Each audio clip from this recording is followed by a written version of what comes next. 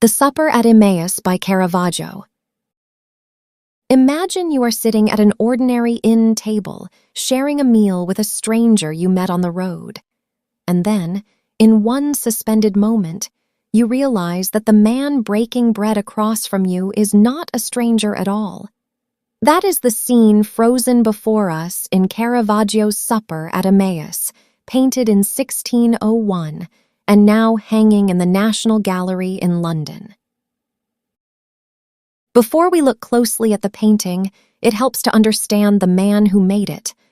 Michelangelo Merisi da Caravaggio was born in Milan in 1571. He was a genius and a troublemaker in equal measure.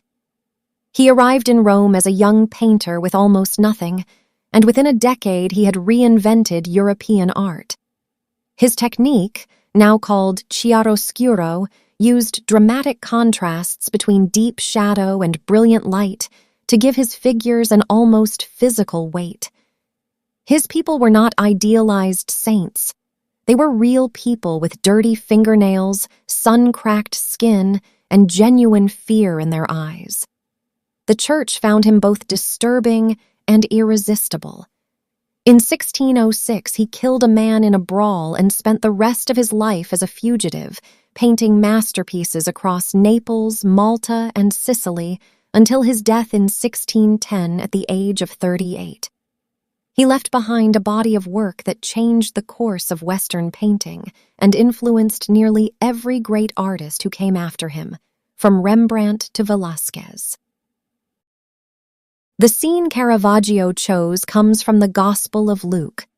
On the evening of the resurrection, two disciples are walking toward the village of Emmaus. A stranger joins them on the road, and they do not recognize him as Jesus. They invite him to stay for supper, and then he takes the bread, blesses it, and breaks it.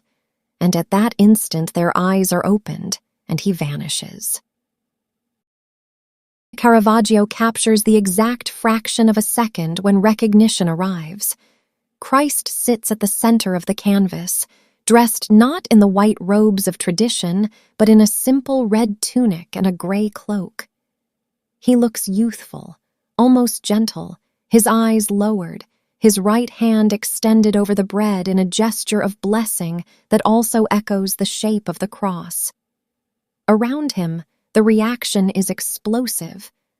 The disciple on the left, wearing a shell badge that marks him as a pilgrim, grips the arms of his chair so hard you can feel the shock in his body. He seems about to spring to his feet. The disciple on the right throws his arms wide in an astonishment so sudden and so physical that his right hand appears to break out of the picture plane entirely, reaching towards us, the viewers. Caravaggio blurs that hand ever so slightly, a breathtaking illusion of motion.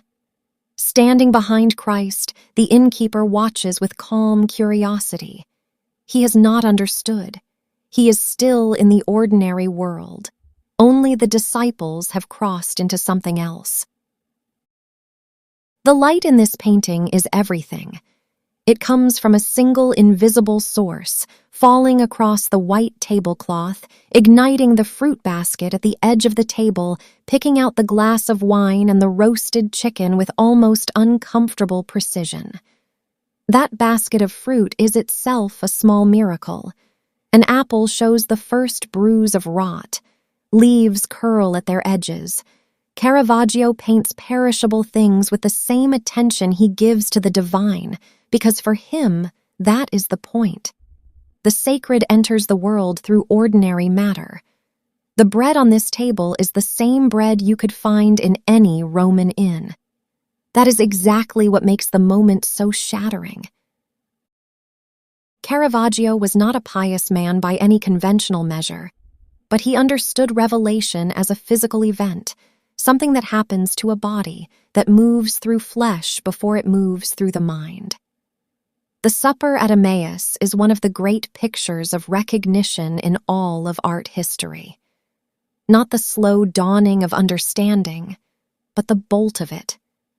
The moment the world cracks open and something larger looks back at you through the face of someone you thought you knew.